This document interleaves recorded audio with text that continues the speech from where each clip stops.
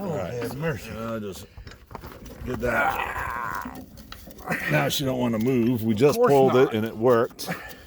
Yeah, but when you get her in the position, there, we're trying to go. Yeah, there you go. It's got to go another inch or so. little bit. Good Lord.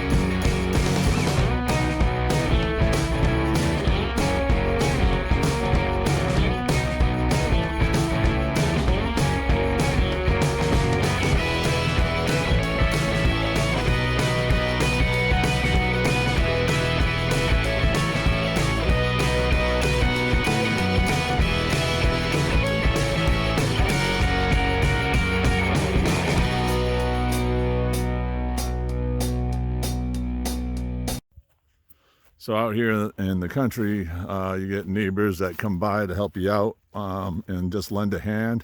And that's why I really do love the country setting out here and everything.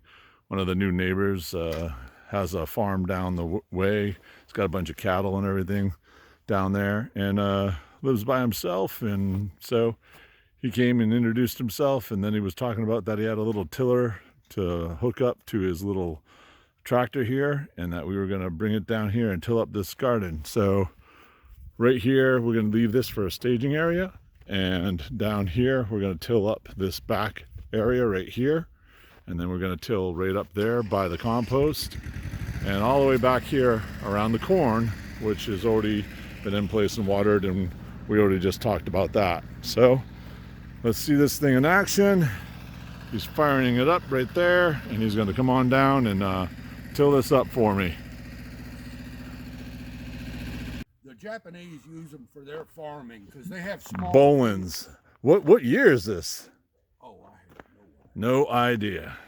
But It's got headlights. they, I have two of them. And this one, usually I have a brush hog on this one, and the other one has this on it. But I had the brush hog on it, and I needed to run this one. That's why I wanted to. Yeah. So we got to hook up this tiller right here, and we're going to end up tilling my garden over here where I just planted corn. And we're going to till in the back, up the side, and behind it. But we got to hook some stuff up first. PTO's got to get hooked up first. Right. Lord have mercy. Just get that.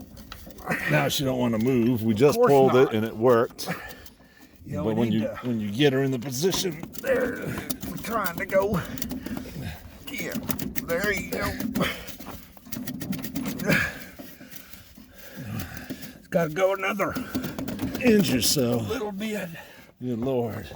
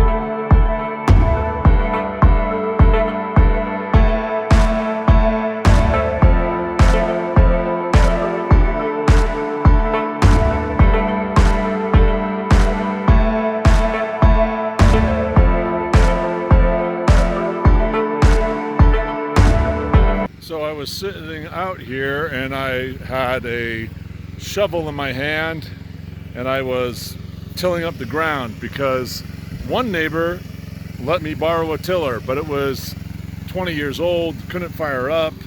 It fired up for a little bit, but then it died. It just was too old and worn out.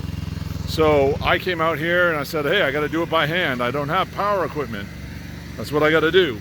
A neighbor drove by, saw me, and was like, hey, I got a tiller. My name is, Clyde. I live down the side of the street down there in the U-turn and blah, blah, blah. And I got all those cattle out there, that big field. I'm like, okay. And so we started chatting and, talking. And then he gave me a call and he goes, hey, I got my tractor hooked up to that tiller. I could drive it down there. I'm like, okay. So he drove this tractor down the road, because out here we live on dirt roads and limestone roads and everything for miles. So ain't like anybody gonna be on the road.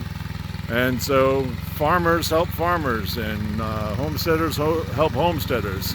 And here's an old guy who's been out here since the 60s, and he was one of the first settlers out here when this land started being separated by farms and developed for farming.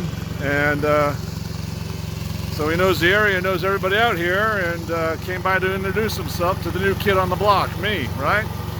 So here we are. And that's country, guys. That's just the way it is. Good Christian man, just doing a good deed, because it's nice to help people out, and that's what God tells us to do, is help your neighbor out. You help people out, that's what you do. You don't ask for nothing in return, you just go help because you can, and they need help. And what a wonderful world when we all do as commanded by God. And people think commandments, there's only 10 commandments. There's a lot more than 10 commandments.